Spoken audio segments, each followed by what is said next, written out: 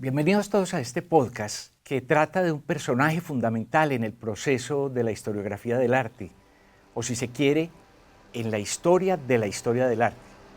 Se trata de Johann Joachim Winckelmann, un estudioso alemán que vivió entre 1717 y 1768 y que es reconocido generalmente como el padre de la historia del arte. Fue tan importante y reconocida su obra que Goethe, el gran poeta alemán Johann Wolfgang von Goethe, afirmaba en 1787 que Winckelmann fue el primero que nos hizo sentir la necesidad de distinguir entre distintas épocas y que trazó la historia de los estilos en su gradual crecimiento y decadencia. Vamos a dividir esta charla en tres partes. En primer lugar, vamos a analizar el contexto cultural en el cual se desarrolla el trabajo de Winckelmann. Para ello, también lo vamos a hacer por partes. Hablaremos de cómo cambia la condición de la obra de arte a partir de la Reforma Protestante. Luego haremos una breve referencia a todos los procesos que se viven en el siglo XVIII alrededor de los problemas del arte. Y finalmente hablaremos de la formación de Winckelmann y de sus intereses por el mundo clásico. En segundo lugar, nos vamos a detener en un libro que Winckelmann publica en 1755, titulado Reflexiones sobre la imitación del arte griego en la pintura y la escultura, libro en el cual él presenta su teoría sobre el arte. Y en tercer lugar, hablaremos sobre el libro Historia del arte en la antigüedad, que publica en 1764 y que aparece como el punto de partida de la historia del arte como disciplina. Empecemos entonces con nuestra primera parte. Comencemos hablando de la transformación que enfrenta el sentido de las obras de arte a partir de la Reforma Protestante, un proceso histórico y cultural que se inicia con Martín Lutero en 1519. Como sabemos, durante la Edad Media y buena parte del Renacimiento, el arte fue esencialmente religioso. La gente veía las obras como objetos de culto, destinadas a despertar la devoción. Las imágenes o iconos se veneraban, se les pedían gracias, se les pedían milagros, y en general eso era lo que importaba. Nadie se preocupaba realmente por su valor artístico. Cuando se produce la Reforma Protestante en el siglo XVI, los cristianos reformados, es decir, los no católicos, rechazan la presencia de las pinturas y las esculturas religiosas que se sacan de los templos, porque esas comunidades creen que la relación con Dios debe ser directa y personal, sobre todo a través de la lectura de la Biblia, sin la mediación de aquellas imágenes que entonces van a dejar de tener un valor sagrado. En algunos casos, inclusive, las pinturas y esculturas religiosas son destruidas, pero en general se sacan de los templos protestantes y se ubican en otros lugares especiales. Por decir algo, el Palacio de la Ciudad, el Palacio del Rey, la Casa del Obispo, las sedes de los gremios, etc. Paulatinamente se van formando colecciones de esas obras. Como es evidente, esas obras ya no tienen una función religiosa, pues nadie cree que tenga sentido rezarles o pedirles favores. Pero están ahí y se cuidan y se conservan como algo valioso. ¿Qué es lo que ha pasado? Lo que ha ocurrido es que ahora se ven como obras de arte. Su sentido ya no es religioso, sino artístico. Es decir, se aprecian o estéticos, se aprecian sus formas, sus colores, la calidad de la ejecución, el sentido de las escenas representadas. Pero como Hegel dirá más adelante, ya no invocan nuestra genuflexión, no las veneramos. Es decir, ya no son objetos de culto religioso, son obras de arte. Como es natural, en las regiones protestantes disminuye el encargo de obras de tema religioso y se hacen populares las que se refieren a asuntos históricos, mitológicos o de vida cotidiana.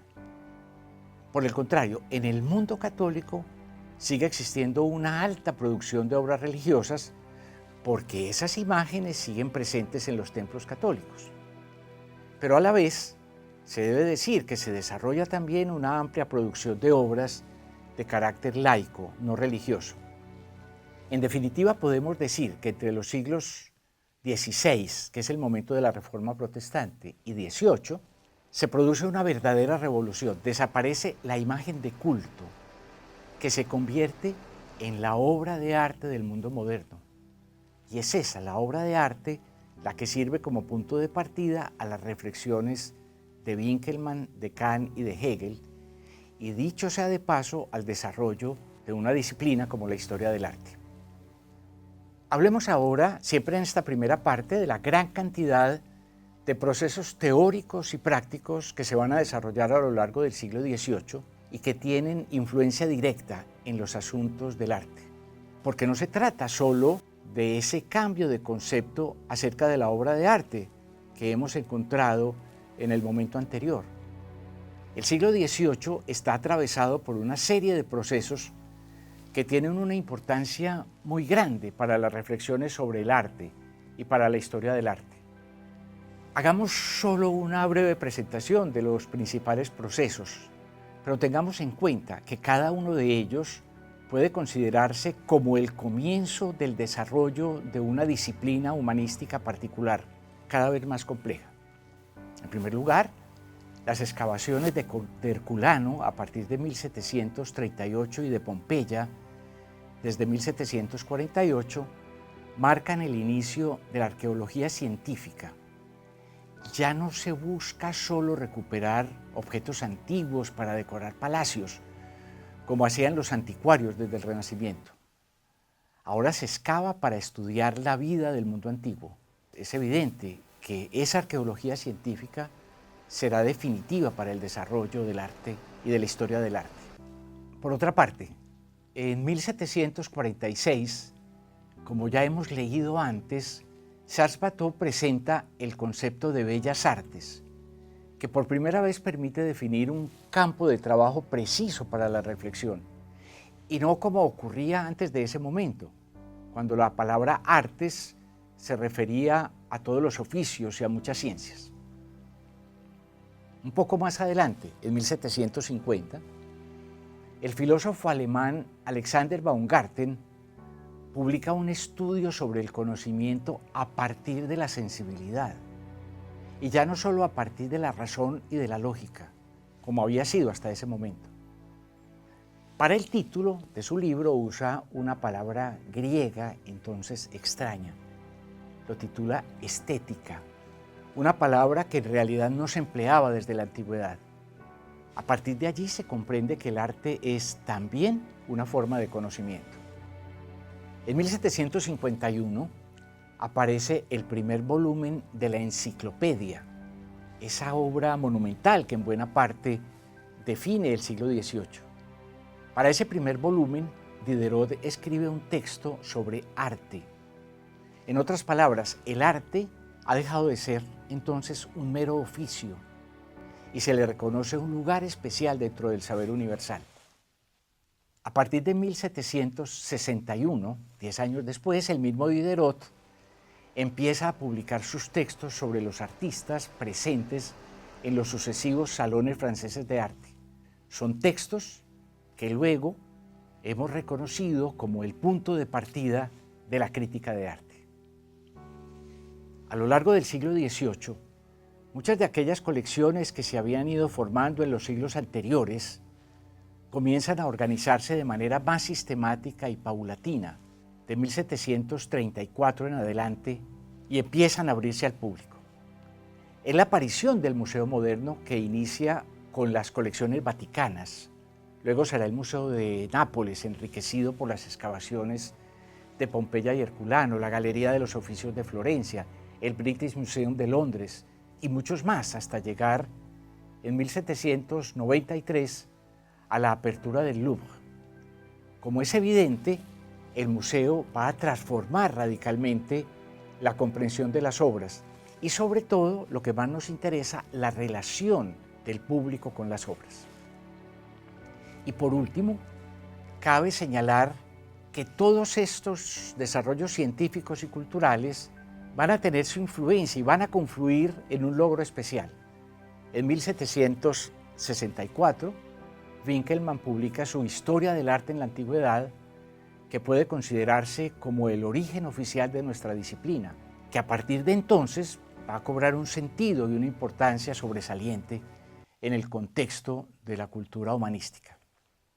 Pero debemos concluir esta larga introducción y regresemos a la figura de Winckelmann para analizar el proceso de formación intelectual, cultural y teórica que lo convierte en el padre de la historia del arte.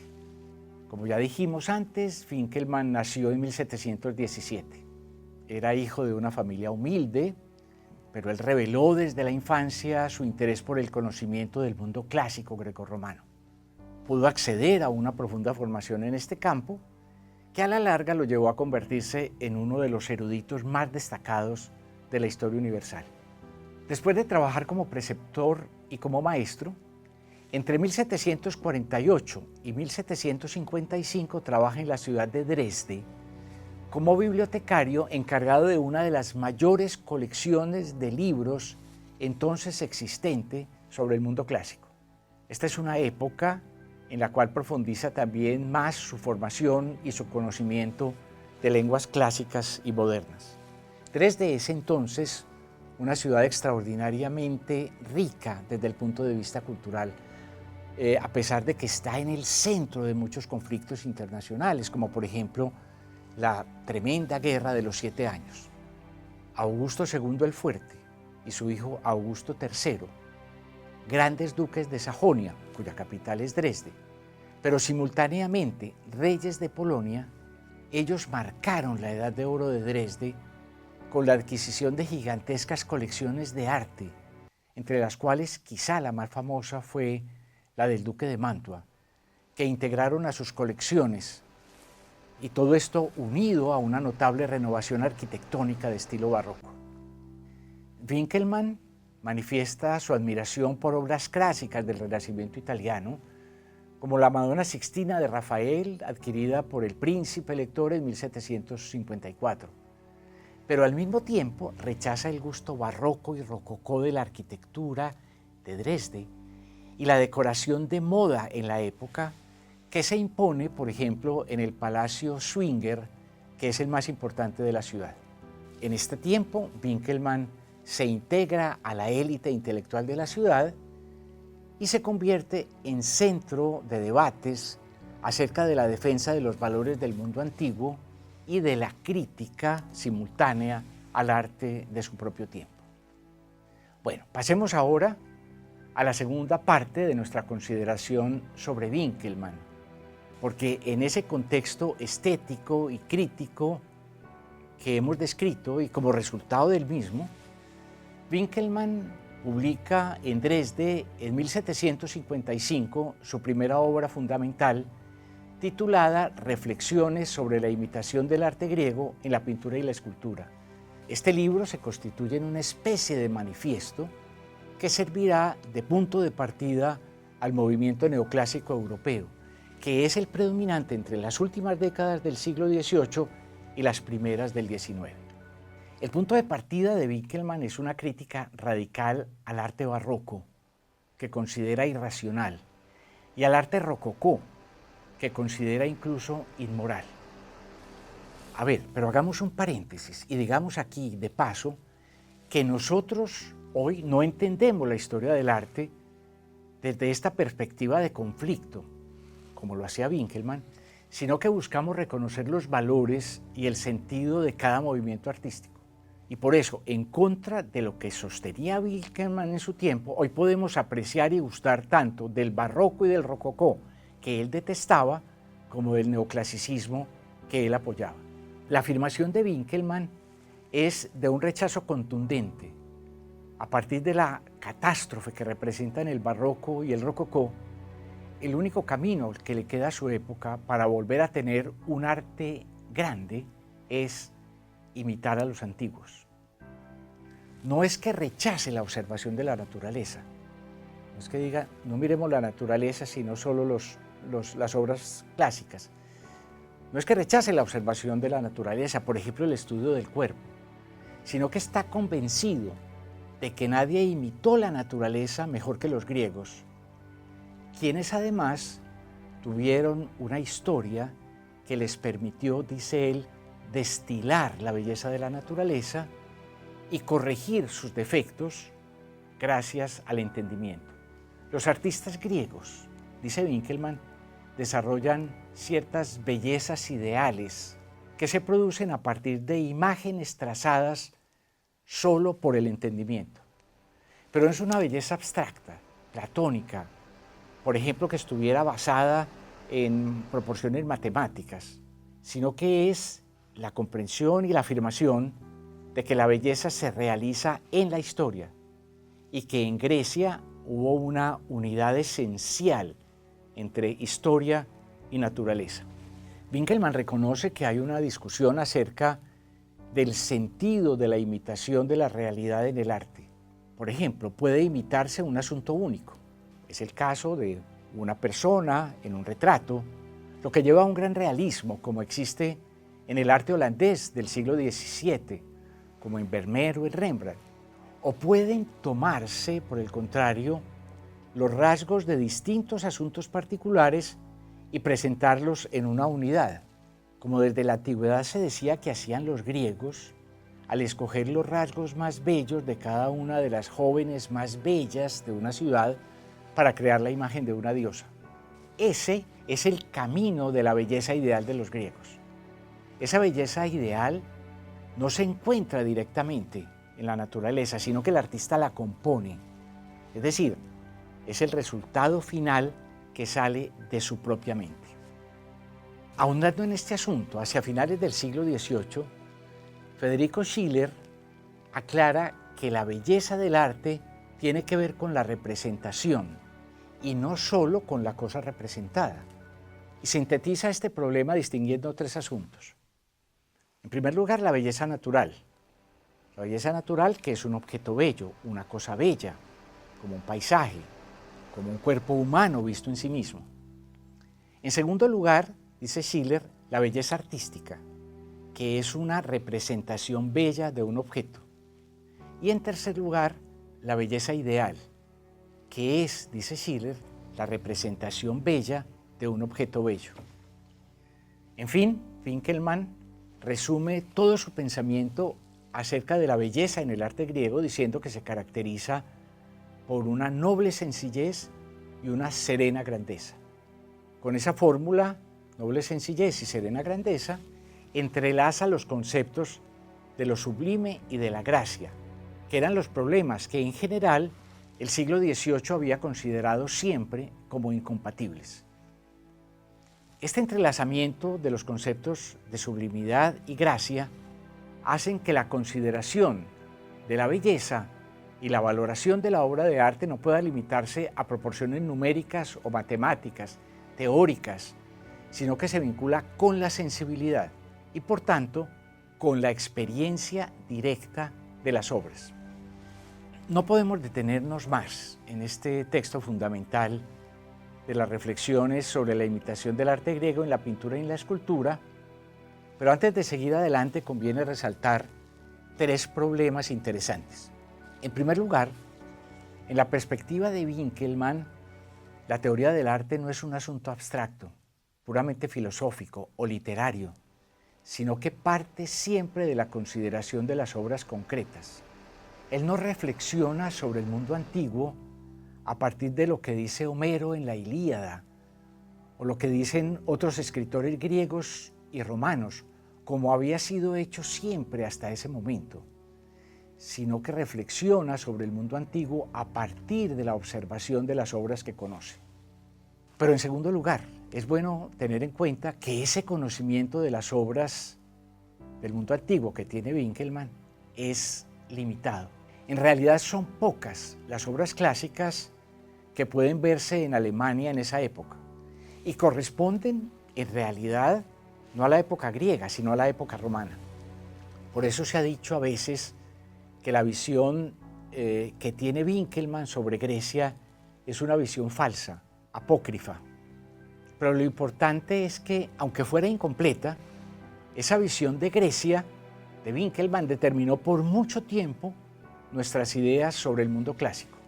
El poeta Antonio Machado sostiene que lo que a nosotros nos interesa no es cómo fue el arte griego, si era pintado o no, si lo que vemos son copias o son los originales. Lo que nos interesa es que esa idea que tenemos de los griegos se convirtió en el modelo clásico para nosotros. Lo que aquí se reivindica es el problema cultural, la significación cultural del mundo griego para nosotros. Y en esa dirección, Winckelmann es definitivo, porque está comprometido no con un frío clasicismo, sino con una visión cultural, problemática, cargada de pasión y de sentimiento. Y finalmente es necesario insistir en que este libro de las reflexiones está dirigido a los artistas, que es lo que debemos hacer para tener un arte grande otra vez. Es una estética sobre la producción de las obras para corregir los vicios del barroco y del rococó. No es todavía una historia del arte griego. Pasemos ahora a la tercera parte de nuestro análisis de Winckelmann. Aquí vamos a dedicarnos a la consideración del libro que publica en 1764 y que titula Historia del arte en la antigüedad. Tras el éxito del libro de las reflexiones, Winckelmann decide irse a vivir a Roma porque comprende que solo allí, donde se encuentran la mayor cantidad de obras conocidas de la antigüedad, puede realizar su propósito de estudiar y comprender la belleza del arte en las obras de arte. Pero para poder trabajar libremente en Roma, llega incluso a renunciar a su religión luterana y se convierte al catolicismo. Tras 9 años de estudio sistemático y arqueológico en Roma, en 1764 publica en Dresde y en alemán su obra más importante, titulada Historia del arte en la antigüedad. El objetivo ahora es diferente al de las reflexiones. Ya no se dirige en primer lugar a los artistas, no es una estética de la producción de las obras, sino que se dirige a todos los que quieran aprender a observar el arte antiguo y a admirarlo. Por primera vez se plantea una disciplina, que es la historia del arte, que tiene como objetivo una estética de la recepción de las obras.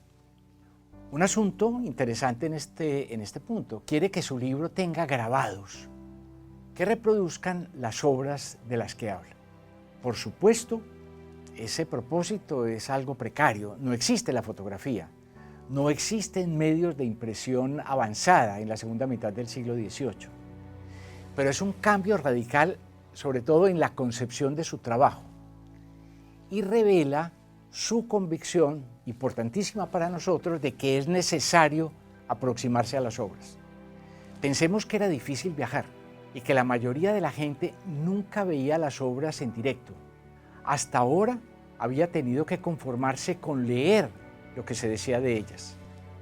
También es un cambio frente a Vasari, por ejemplo, quien en la segunda edición del Libro de las Vidas había puesto retratos de los artistas, pero no había puesto ninguna imagen de las obras. Claro, recordemos que Vasari hacía una historia de los artistas. Por eso, como el objetivo son las obras, Winckelmann rechaza todos los estudios que, como el de Vasari, se centraban en las biografías de los artistas.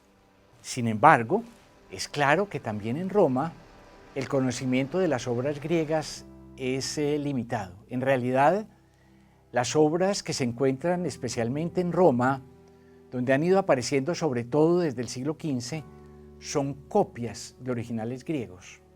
No son en general los originales, copias hechas en serie en época del Imperio Romano, que estaban destinadas a aumentar el lujo de las ricas mansiones de las altas clases de Roma entre los siglos I a.C. y III después de Cristo aproximadamente.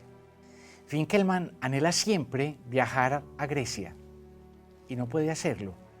Ello es prácticamente imposible porque Grecia fue invadida por los otomanos desde el siglo XV y en esta época todo lo que tuviera que ver con el mundo clásico se veía como algo negativo y privado de valor. No habrá excavaciones en Grecia, esto es importante decirlo, hasta casi un siglo después de la muerte de Winckelmann. Por eso es natural que muchas consideraciones de Winckelmann sobre el valor de las obras, pero especialmente las que tienen que ver con la cronología, para la cual Winckelmann solo puede apoyarse en los textos antiguos conservados, muchas de esas consideraciones han sido rechazadas por los estudios arqueológicos e históricos posteriores. De todas maneras, Winckelmann confirma que su paradigma fundamental es la obra que se observa y se analiza, y que se busca comprender dentro de un sistema coherente, es decir, dentro de un proceso histórico. Para Winckelmann, la comprensión de la obra consiste fundamentalmente en el descubrimiento de lo bello que hay en la obra. Para lograr encontrar eso que es lo bello, Winckelmann se impone un método que él define como las descripciones, que es el esfuerzo de examinar cada obra y analizarla y presentarla como si se encontrara frente a un grupo de estudiosos. Aquí encontramos el punto de partida de una idea metodológica muy significativa en la historia del arte, que es la consideración de que la obra es el documento esencial de la disciplina. Adicionalmente, dentro del esquema metodológico que puede percibirse en la historia del arte en la antigüedad de Winckelmann, y que él se limita a exponer de manera muy sucinta, cabe destacar algunos puntos esenciales. En primer lugar, el descubrimiento de la belleza de las obras particulares lo lleva a comprender que no todas son iguales, que hay bellezas distintas. La diferenciación de los estilos es ese momento clave. Y según Goethe, como ya veíamos, es el aporte definitivo de Winckelmann, que no habría sido posible sin la búsqueda de una comprensión sistemática de las obras. Adicionalmente, cuando se enfrenta al esquema histórico general del arte griego, plantea una división en 4 etapas que corresponden a 4 estilos, que él llama el comienzo, el desarrollo, el apogeo y la decadencia. Después viene uno final, la muerte, pero ese momento no lo considera porque ya está por fuera del campo del arte, ya no es arte, ya no existe el arte. Es una explicación histórica y este esquema basado en un cierto sentido biológico, es decir, en las ciencias naturales de la época, una explicación que era útil en su tiempo. Pero Winckelmann le va a dar un giro particular. Después de la decadencia que se vive en su tiempo, no viene la desaparición del arte, sino realmente la posibilidad de un retorno a la antigüedad, como la posibilidad de una nueva apertura y de un nuevo crecimiento. Es una especie de proceso en espiral que, si se lleva a buen término, garantiza un progreso continuo. Es lo que ha sido descrito como la antigüedad como futuro. Muy pronto, como veremos próximamente, la filosofía de la historia de Kant y de Hegel va a plantear otras visiones del progreso de la historia, pero ninguno de los dos, ni Kant ni Hegel, van a desconocer que el retorno a los valores de la antigüedad, que representan muchas de las ideas y procesos culturales y políticos de su tiempo, como la Ilustración, la Revolución Francesa, el Imperio Napoleónico, muchas de esas ideas y procesos culturales también encarnan en alguna medida la idea de la antigüedad como futuro. De forma paralela a esta comprensión del problema de los estilos, descubre un hecho temático fundamental, curioso pero fundamental. El arte griego trata generalmente, se da cuenta Winckelmann, trata generalmente asuntos mitológicos y temas relacionados con la guerra de Troya y de sus héroes. Esto, por una parte, le permitió identificar el significado de muchas obras que hasta entonces tenían nombres absolutamente herméticos, banquete, etc. Por la misma razón sabe que todas las piezas que narran hechos de la historia romana son posteriores a Grecia, pero se da cuenta que las obras en mármol con temas griegos que hay en Roma no son necesariamente griegos, porque sabe que pueden proceder de la rapiña imperial. Esa comprensión temática es fundamental, porque le permite ubicar la historia del arte en relación con la historia cultural, literaria y filosófica. En definitiva, su interés es elaborar una metodología científica que conduzca desde el simple encuentro ocasional de un objeto que hace la arqueología hasta la demostración de su carácter necesario dentro de una estructura cultural e histórica, sistemática y progresiva. Como ya hemos dicho, la observación y reflexión sobre las obras es el momento fundamental de su método. Seguramente, por ello, Winkelmann piensa en la necesidad de hacer unas recomendaciones, 4 recomendaciones, que considera de vital importancia para quien observe las estatuas antiguas. Observaciones que seguramente, de alguna manera, siguen siendo vigentes en cualquier aproximación a una obra de arte, también en el presente.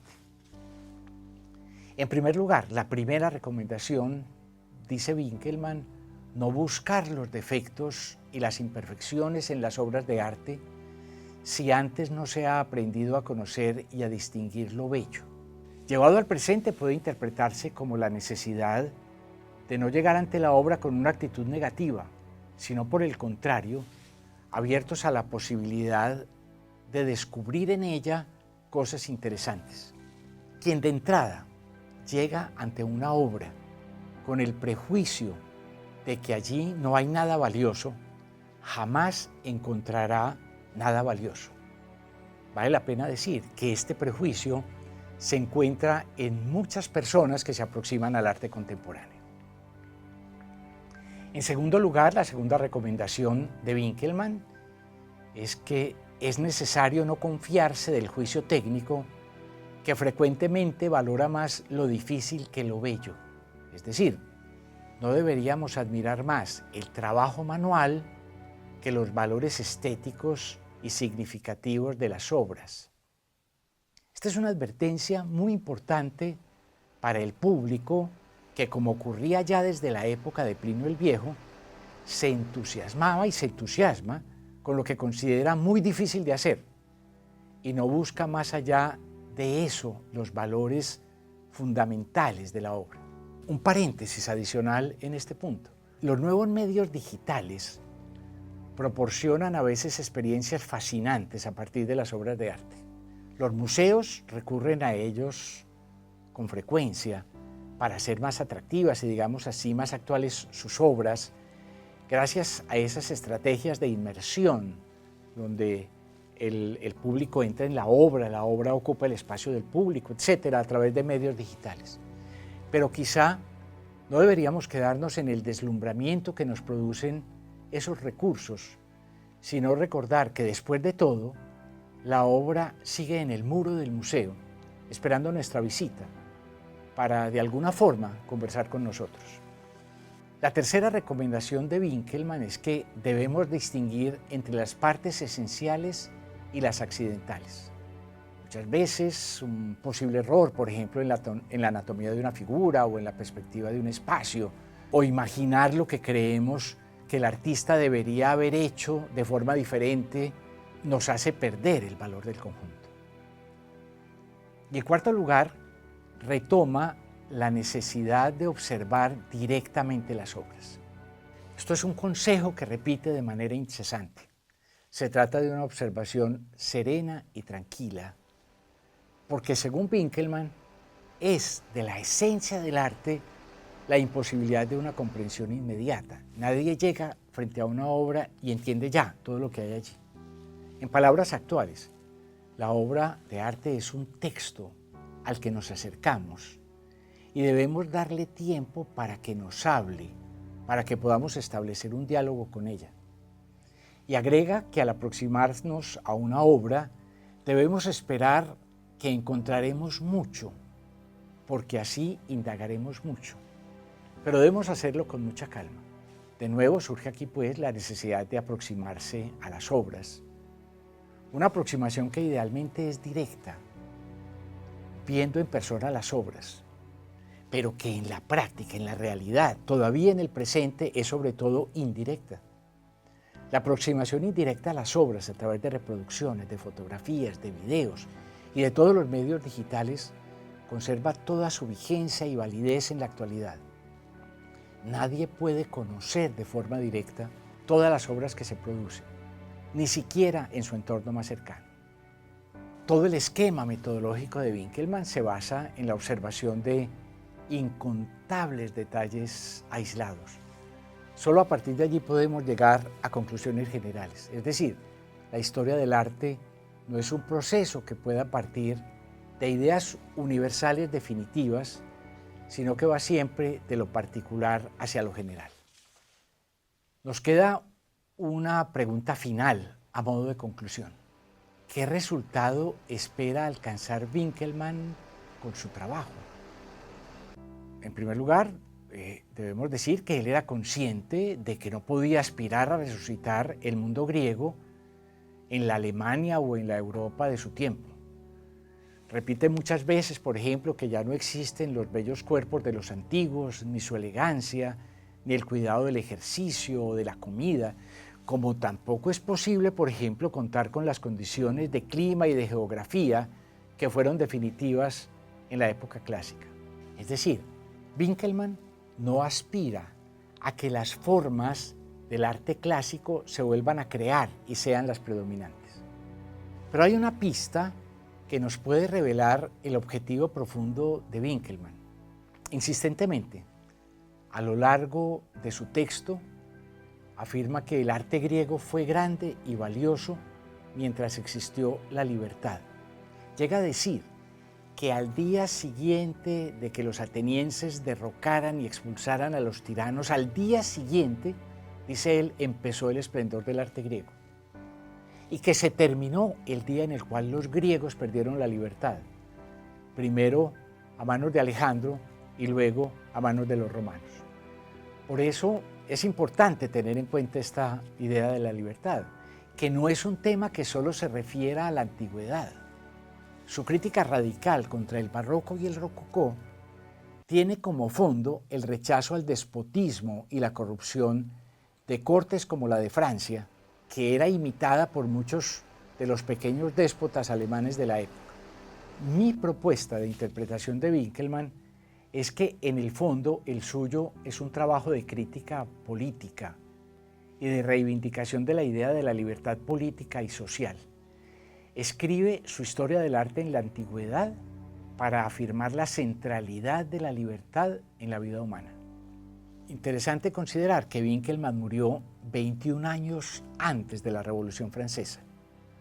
Esto lo convierte en una especie de adelantado social que a través del arte proclama el valor supremo de la libertad. Y no es una libertad abstracta, sino la libertad vivida en la vida concreta, una libertad que es la libertad propia del arte y del artista. En realidad, este entusiasmo por la libertad, en contra de la idea de que el neoclasicismo es un arte frío, Winkelmann lo defiende desde una perspectiva que ya anuncia el romanticismo. Hasta aquí nuestra consideración de Winkelmann. Como es apenas obvio, quedan muchos problemas que no podemos abarcar en esta charla.